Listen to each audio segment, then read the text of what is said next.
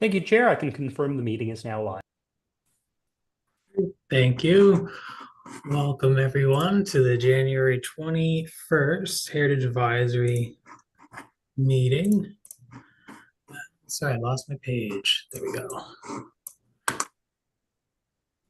All right. Before we start, I'd like to just invite Jesse Morton to introduce us to a new team member to the Heritage Planning team.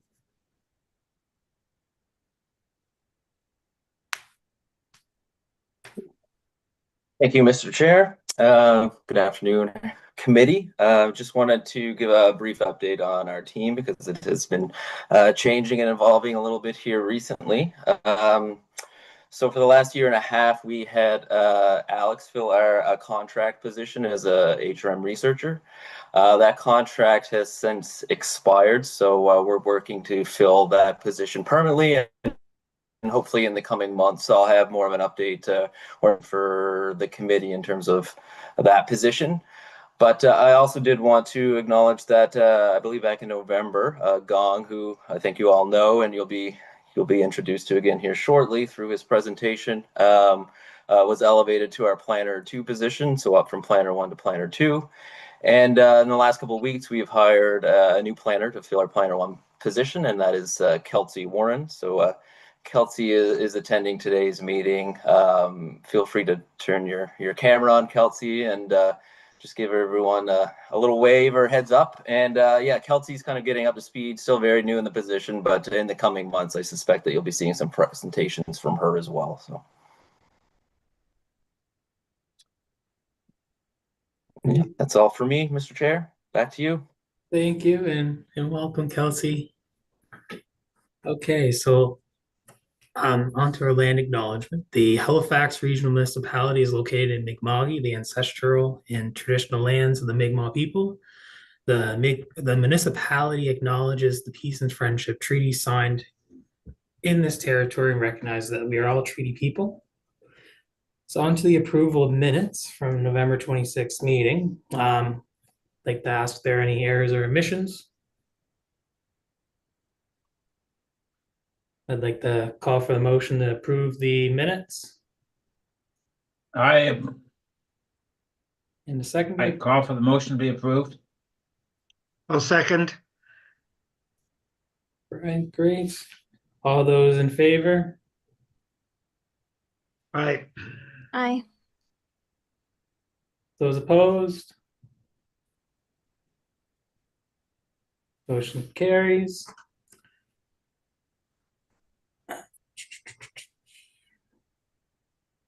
So on to the approval of the order of business and any additions or deletions. Simon, are there any additions or deletions? Thank you, Chair. Through you to the committee, there have been no requests for additions or deletions received from the clerk's office. And would any members like to move an item? Great. So I'll call for a motion to approve the order of business. So move. The seconder? I can. Okay, great. All those in favor? Aye. Those opposed? Motion carries. The business arising out of the minutes are none. But I would like to touch on, so Rosa Melito, in the minutes last November, while in your absence, we nominated you and you were successful as the co-chair, the vice chair for the committee. Okay. So is that good with you? Yeah.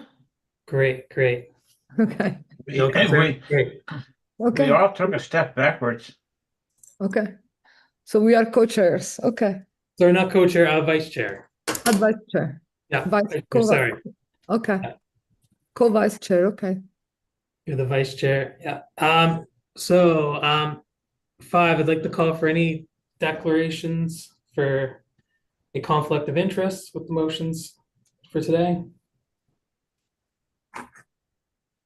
None. There's no consideration of deferred business. For correspondence, petitions, and delegations. Simon, has there been any correspondence received by the clerk's office? Thank you, Chair. I can confirm that there's been no correspondence related to the agenda package for materials today to circulate to members. And are there any petitions that have been put forward? Thank you, Chair. Again, through the clerk's office, we haven't received any petitions today. And is there any committee members who'd like to bring forward any petitions?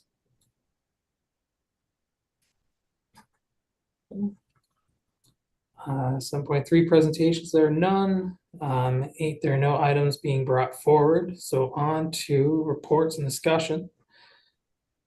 So we have 9.1.1 case HRTG 2024-01520. The requests to include 5219 Art Street, Halifax, in the Registry of Heritage Properties for the Halifax Regional Municipality, and I'd like to invite Gong to present.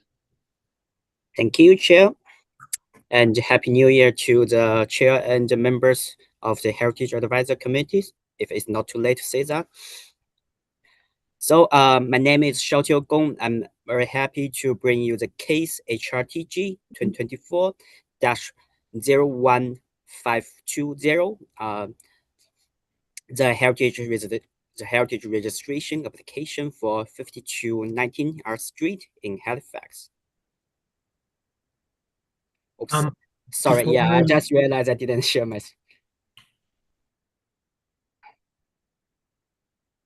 All right. Sorry for that. Yeah, sorry for that.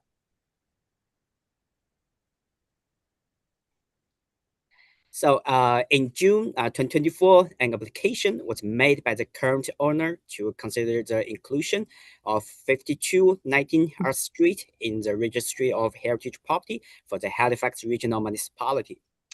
The subject property is located on the north side of Art Street between Barrington Street and Hamilton Lane, close to the Brunswick Street. Proposed Brunswick Street Heritage Conservation District. As usual, the Heritage Advisory Committee is asked to score the subject properties on the registration evaluation criteria before you. I'll introduce the funding for each criteria and leave some time for the committee to discuss the score. Our first evaluation criteria is age. Art Street was known as Dockyard Lane on early maps, and it was appeared on the Gossip's 1857 to 1508 survey, but the current house is not shown on that survey, suggesting it had not yet been built at that time. In late 1850s, William Nisbet, a master builder, began purchasing and developing properties in this area, including the subject property. In 1864, he mortgaged a parcel, which includes the current subject property. In 1866, he sold the lot at 5219 Art Street to James Griffin, who were listed as living on Art Street in the 1866 city directory. Combining all the evidence here, so this suggests the house was built sometimes between 1858 and 1866, most likely between 1864 and 1866. Given the confirmed latest possible construction date of 1866, staff recommend a score of 16 for age. How do we feel about a score for age? 16. 16. Fine to me. Anyone opposed? No, that sounds good. Great, 16 it is. Good. Thank you. The criterion 2A is the historical importance. The subject property is associated with 3 historical individuals. The first one is Captain James Griffin, Master Marine for the ship SS Alpha. He was born in Scotland. He immigrated to Halifax before 1848, the year he married his wife Eliza Hunt. He advanced his marine career from a seaman to a master marine while serving on the SS Alpha, a merchant ship that was used in the trade routes known as the West Indies runs, transporting sugar and rums from Caribbean ports. The second individual was Charles Dixon. Charles Dixon was born in Halifax. In 1874, he married Fanny Ward. He worked as a foreman or salesman at Morris and Sons from 1872 until his death in 1900. Morris and Sons was a national known baking company because of the early adoption of the industrial process. Our last individual is George Dixon, a naval engineer who inherited the property in 1909 from his parents. He served as a gunner in the France during the First World War. After the war, he returned to Halifax and became a chief engineer for the ship SS Armstrong. However, he did not return to the 5219 Art Street, but rather living in a closed residential. All the 3 individuals has moderate relationship to the local history or a loose relationship to the important history occasions. So the staff recommend a score between 6 and 10. Regards to historical importance, how do we like to score the property? Well, it's got some history. I tend to go a little high on that one, closer to the 10 line. Yeah, I'd give it at least an I 8. think I like 10. Yeah. I agree because it's one of the oldest houses and also was set by Scottish immigrant. So it's kind of and he also was the founder of an important company at the time. So I think I agree with 10. Great. Anyone opposed to 10? No. And it is. Go ahead. Thank you. And our next criteria is the significance of the builder. According to the research, William Nisbet constructs the dwelling at 5219 Art Street. Born in Scotland in 1873, he first appears in Halifax record in 1863. Listed in the city director as a builder. He also served 4 years as a city alderman in the 1870s, representing the Ward 6. The 1891 census indicates that he was supervising a workforce of 30 employees. During the 1860s and 1870s, Nisbet developed multiple houses within the similar style in the area close to the subject properties. In addition to the houses on Art Street, he also constructed higher-priced home on South Park Street that was designed by the architect Henry Elliott. However, those houses have since been demolished. Given Nisbet's local significance, staff recommend a score between 1 and 3. We feel for a score. 3. Yeah. Just to That's good. just to confirm, he was the builder, not the architect. Yeah, but Seems to have been both. No. To the chair, through the chair to the council. He was a so-called master builder. So this role is acting most likely like today's general contractor. So he may involve in design, building, project managing, but it's not sure whether he designed or acting as an architect in this project. Okay, thank you very much. Yeah. Can I suggest one thing? Because he was, yes, a master builder locally, but also he built quite a significant number of houses and streets, especially the one on South Park. Although they've been demolished, but I think and Halifax is definitely was one of the center at the time. So could this have also a provincial significance, not only local, given the quality of the architecture, the importance of the street where he built?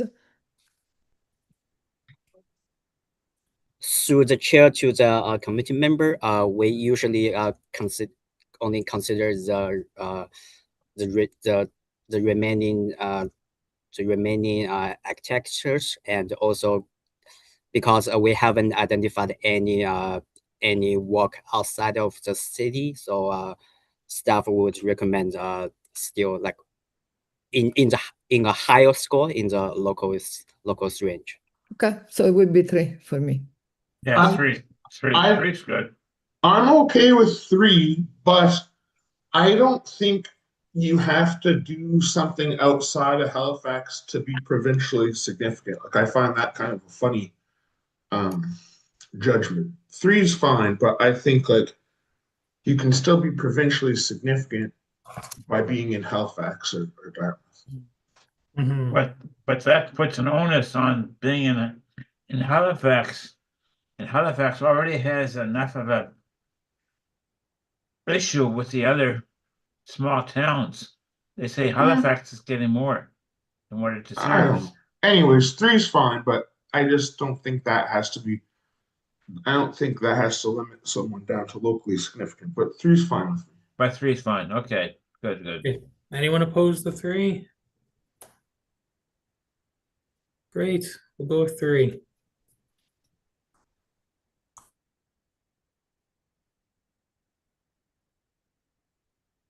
Criteria 4A is architectural merit for construction.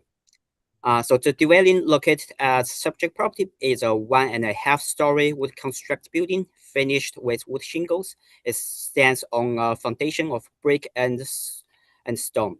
Based on 1979 structural assessment and the visual assessment by staff, the house is a bloom framed construction. Bloom framing construction adapt industrial lumbers and nails become more popular in the North American in the late 18th centuries because of the framing method make wood construction easier and required fewer high-skilled carpenters. Construction earlier than 1866 makes this subject property a very early example of bloom framing construction in Halifax. As bloom framing is a modular real construction method, staff recommends a score between 4 and 6. Regards to the architectural merit of the construction, how do we feel we'll score the property? I'll go with a 5. A 5, okay. I can go with 6. Yeah, I like 6. Any other thoughts? Well, bloom framing isn't okay. Trying to recall bloom framing. It's just 1 floor at a time. It must be 1 floor at a time. It's not 2 floors. No, okay. Forget I talked. Okay, let's go with 6. Okay, anyone opposed to 6? No. Great, we'll go with 6.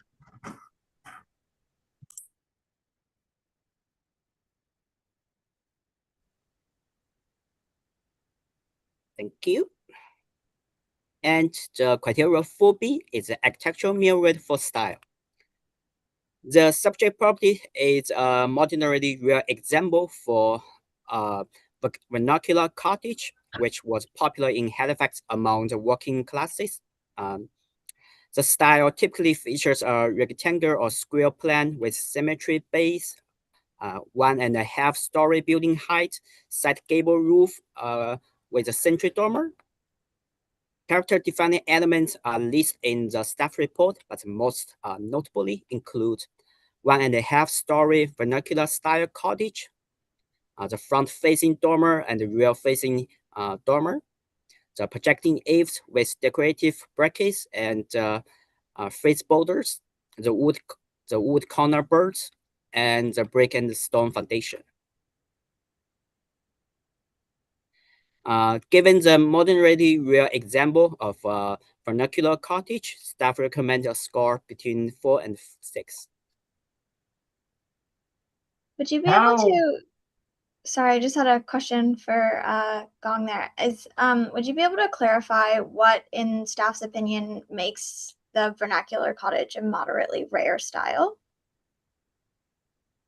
Sure. Through the chair to the committee member, and we think that there are many examples in the North End area that share this style, and also because this style has more planned decoration elements, so we think it is like a moderately rare example.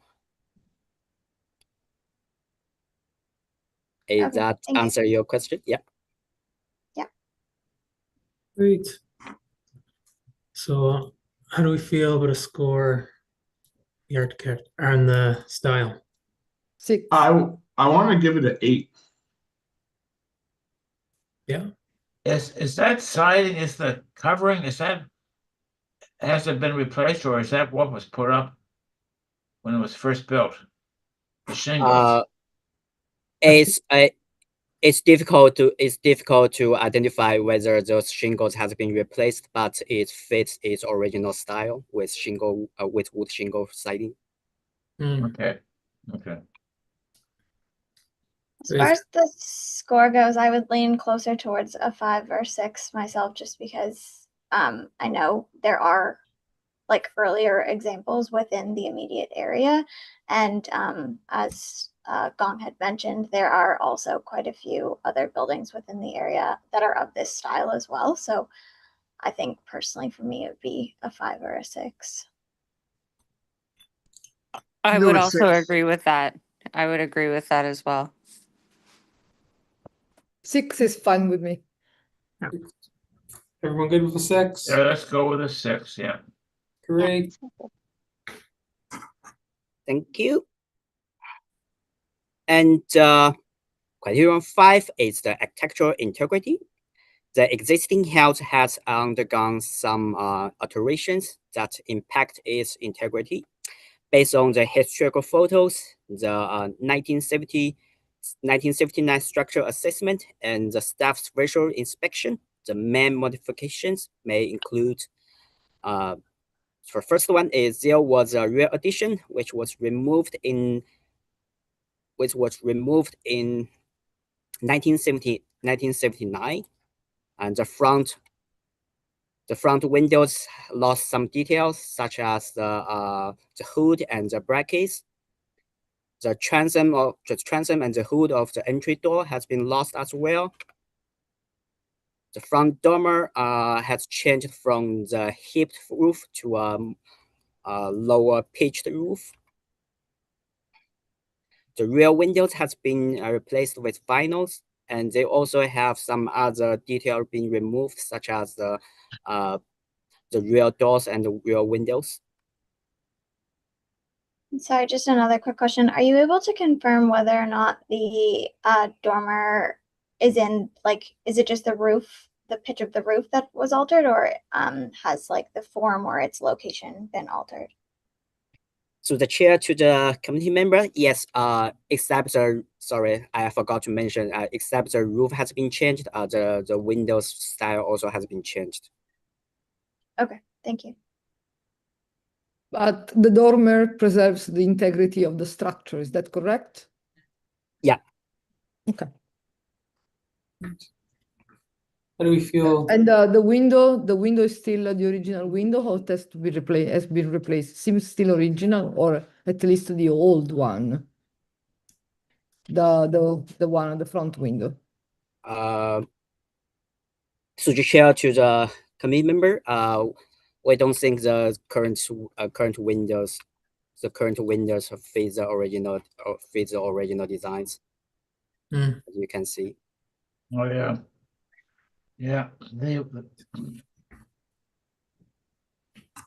So respect the architectural integrity. How do we feel Yeah. about the score? I will go with modest changes because there are some I agree, modest changes. well, there are some details, but the structure is the same, the framing is the same, and there are the details of the fridges on the top of the window and the roof of the dormer. But other than that, and the windows itself, yes, but other than that, the house has not been altered. Doesn't have a major change, at least for what we can see here. I think we're seeing some inside baseball. I should just perhaps let staff know that you might be sharing your just staff's deliberation a little bit there. Sure. Not that that's itself an issue. Staff's of course free to deliberate. But. Yeah. Yeah. Thank you, Simon. So the chair to the committee and staff believes that we should stay within the range of major changes, as there were many character defining elements was being removed and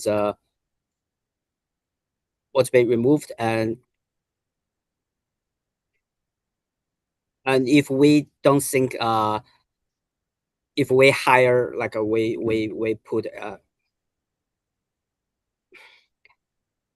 they did put in a larger window. Yeah. So there I was just want to say this seems to be the first time where we're sort of getting challenged on our decisions. I'm pretty sure we're the ones that decide what number to pick. so They are recommendations, and we can. so the chair to the committee. So the decision or the recommended score range is based on the loss of the CDEs.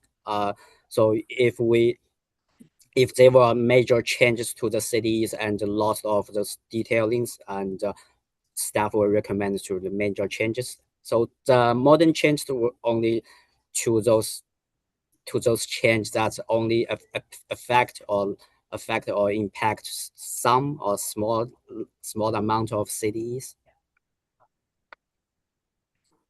Yeah, and I can just jump in here 1 second. I don't know if folks saw my hand, but this is Jesse again. Just wanted to jump in that, yeah, it is true. The committee member's right that the HAC does provide the final scoring for the property.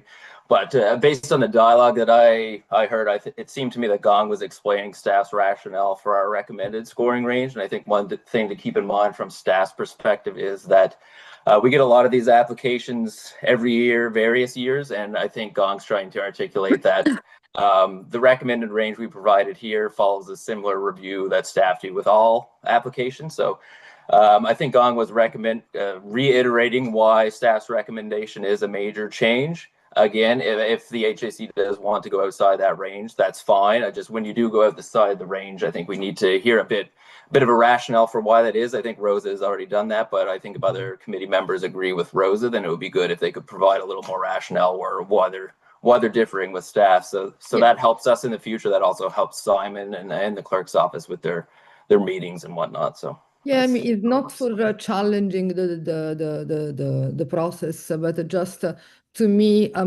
major change is changing the significant change in the layout of the exterior. But in this case, I see, yes, the door, the windows, but I don't see I don't see a significant change, and then it could be reinstated with a restoration of of the door or of the window. So something that is reversible could be a modest change, and those to me seem reversible as change. That's the reason why I was more towards the modest change. If they were not reversible, then it's definitely impacted the integrity. But in this case, with some modest interventions, restoration intervention, those could be reversed. So the integrity could be achieved again. That's the reason why I think probably a modest change would be a good idea. Great. And Nancy, Councilor Hartland? Thank you very much. Yeah, I have can we go back to the previous slide where you discussed the changes? Because a lot of the things talk about like removal of, like the transom and hood removed from the entry door, dormer alterations, a rear addition that was also removed. I'm just wondering, how can you help us understand? Because I'm more inclined to go with staff, to be honest. So I'm hoping, can you help us understand what was lost and how you know it's lost and the impact that that loss has had? Because I feel like that's really where we're stubbing our toes. And just, yeah, if I could get staff to speak to that just a little bit more, that would be appreciated. Thank you. Sure. So the chair to the councillor. So our assessment is based on the major source is based on the two historical photos, and also we also considered we take information from 1979 structural assessment, and also staff conduct visual inspections in the site, so we can see some of these elements what has been removed, or because you can see the material are different and the structure or the connecting structure are different, so you can also tell some elements was newly added or being altered. Thank you. I think for me personally, I would be inclined to go either with a 5, or if we are suggesting modest changes, at most a 6, just because with the removal of that rear addition, it did sort of change the fundamental plan and organization of the building. I do agree that the removal of some of the decorative elements don't necessarily fall within the major changes category, just because, as Rosa pointed out, those can be reinstated through sort of reference of the photographic evidence. But I would say just the sheer number of detail that was removed, as well as some of those more larger scale changes, such as the rear addition that was removed, as well as the change to the dormer.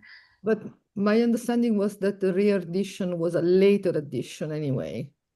So do we have some more information on the rear addition? How old it was? So the chair to the committee member, yes, you are right. This addition is a later addition, and we don't have any historical photo for that, so we don't know if there were any heritage value associated with it. So when is the first time that the rear addition appears on maps? Because that can give a significant understanding of when, if it was an historical addition. I believe it's after 1921 or so. Yeah. Okay. So I wouldn't say that it was an historical significant rear addition for the documentation that we have. Then it may was, but we don't have proof of that. So we could could be also some things in 1950 or 1960. We don't know. I think it's still a 5 or 6 for me. What kind of numbers? So we have a 5 or 6. What other numbers do we have? 6. I tend to go on the high end towards 6, because even though there's been changes, when you glance at that building, it's certainly, you can tell it has some heritage value. I would say 6 or 7. Yeah, definitely won't go for 10, but yeah. 7 So- would be some things that I will. I'm at 7 personally. What, sorry, David? I'm at 7. 7, okay. Any other thoughts? 6, 7? I'm also leaning 5, 6. It sounds like 6 is kind of our in between Right. Yeah. medium. I'm at 5, 6. Yeah. So if six is the Let's do 6. You're in a lot of 6s, so. I'm not going to say 6, 7, 6, 7. I'm not saying that. I'll be having a 5, 6. So 6? Yeah, let's go with 6. Sounds good. Yeah, Alright. 6. 6. Thank you. And our last criterion is the relationship to the surrounding area. The subject property is located in a residential area characterized by 2 to 3 story wooden buildings of varying ages and architectural styles. Historically, our street connect directly to the dockyard and was filled with small-scale wooden working-class houses. However, much of this historical fabric was lost due to the railway construction, the expansion of Barrington Street, and the mid-20th century urban renewal projects. The property is near to the proposed Brunswick Street Heritage Conservation District, which contains several registered heritage properties.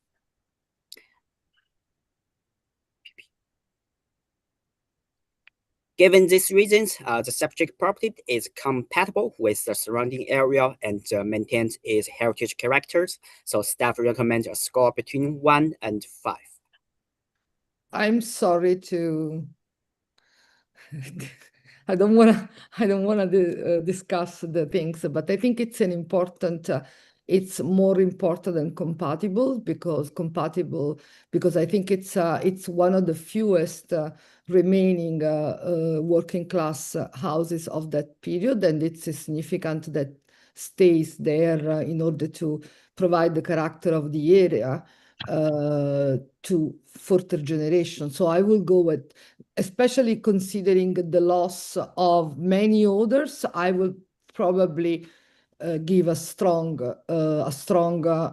assessment on this one, because I mean, compatible is some things that is compatible. This is one of the contributing elements to the character of the area. Could also be, I mean, with a further study on the district, could also be that small street included in this district. Who knows? In the sense that the study has still is a potential district. So I would say, I will support a higher score on that, around 7, because of the importance of and the few remaining houses testifies. It is a testimony rather than a landmark. But our cities are built environment, not only landmarks. Those are houses. I agree. In a working class neighborhood, it's a good symbol of working Yeah. class housing. So if we score this low, we'll diminish the importance of the significance of those type of houses in characterizing areas of Halifax, which is not. I think it's more than that. Should be more than that. I like Rosa's 7. But the question must be asked, why did they only go with a 1.5 story? Why not go with a 2 story? Maybe they didn't have.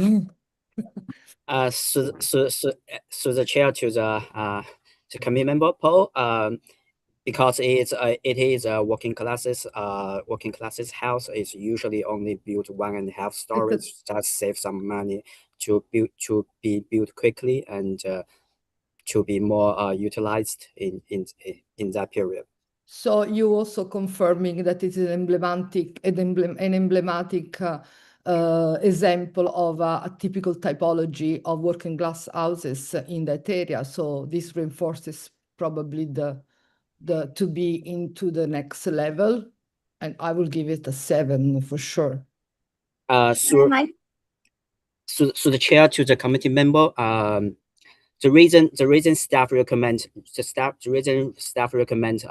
second range for this scoring is because that we believe it maintains the area's heritage characters. However, it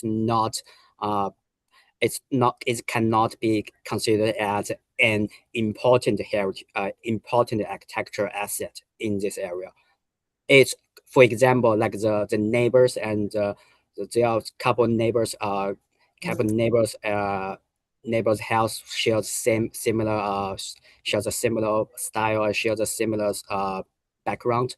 So they all together maintaining and contributing to the heritage character in this area. But we can't say that this particular one is an important asset in this area. Sorry, can I just interject?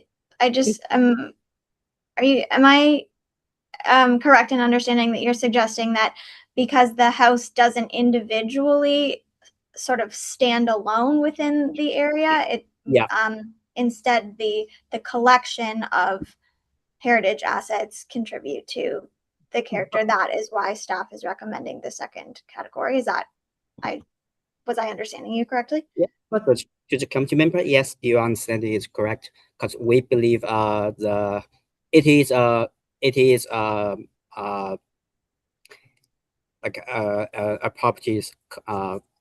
property contributing to the heritage character, maintaining the area's heritage character, but we don't think it's, like, as you said, a standout or is a landmark or a flagship in this area. Actually, I mean, I'm looking at the Google map here, and on this side of the street, those are 1, 2, 3, like 4 and 5 with some changes, but there are 3 houses almost in a row with a similar character. So it's also on the slope. So I think it's kind of a little bit of a terrace.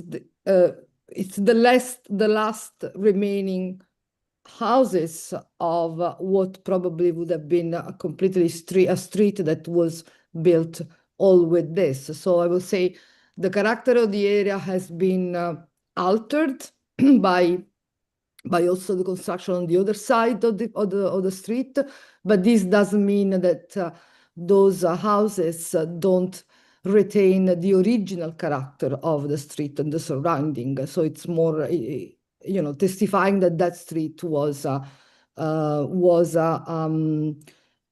that character, that was the heritage character. So I would say, so to me, it's still it's more important, even so probably also because there are very few left. It's more important than ever. Thank you. It demonstrates the original historical character of the surrounding. Still, not many samples were left, but to me the house is a 5, simply because my grandfather had this type of house built up on Thistle Street in Dartmouth, and the sole reason he went for the 1.5 story because he couldn't afford anything more. And even at that, come the 60s, they were still paying the mortgage. My grandparents didn't have much money, so I'm comparing this type of architecture to people who didn't have much money. Whereas my uncle next door to us, he had more money, and he built a regular 2-story house. And we lived in that 1.5-story house on this street, and it's not great memories of the smallness of it. So to me, it's a 5. Thank you, Paul. So we're hearing 5, we're hearing 7. Any other numbers?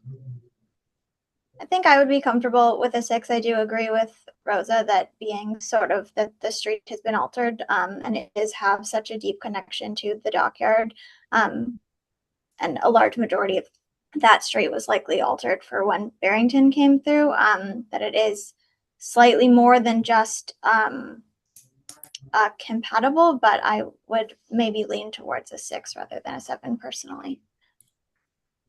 Anyone? Councilor Hartling? I was gonna say I'd be comfortable with a 5. I don't know that I'm comfortable with a 7. So if 6 is the consensus, then that's okay. But in my view, it's I feel like compatible is the right word to describe it, to be honest with you. Like looking at it in Google, I feel like it's I don't find it to be a landmark. Great. Anyone opposed to a 6? No. Fine. Well, I'm opposed Six to it it. is. I think it should be 5. It should be 5. All right. But the majority, I vote for 6. majority 6? 6. Great. 6.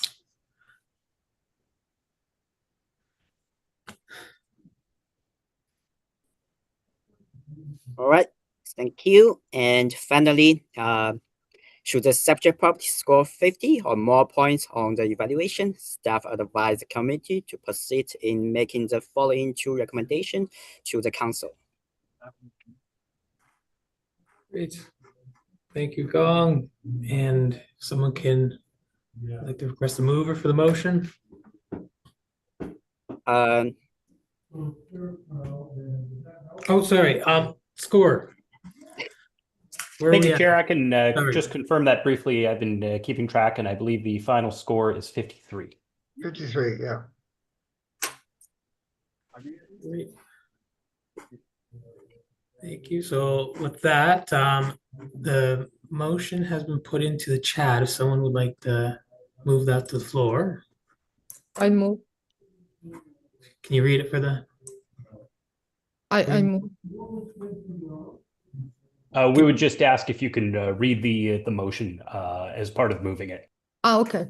That the Heritage Advisory Committee recommended the Halifax Regional Council to set a date for a heritage hearing to consider the inclusion of the subject property in the registry of heritage property for the Halifax Regional Municipality and approve the request to include 5219 Art Street, Halifax, in the registry of heritage property for the Halifax Regional Municipality, as shown on map 1 of the staff report dated December 5th, 2025 as a municipal heritage property under the Heritage Property Act. Done. Thank you. And a seconder. I second. All right. All those in favor? Aye. Aye, or hands. I don't. Those opposed? Motion carries. Thank you, everyone. And let me get back on. All right. Back to the agenda. All right, so no added items. So the date of our next meeting is February 25th, 2026. And with that, we just need a motion to adjourn. So moved. Great. Thank you. Thank you. Thank you. Thank you all. Thanks. You. Bye. Take care, everyone.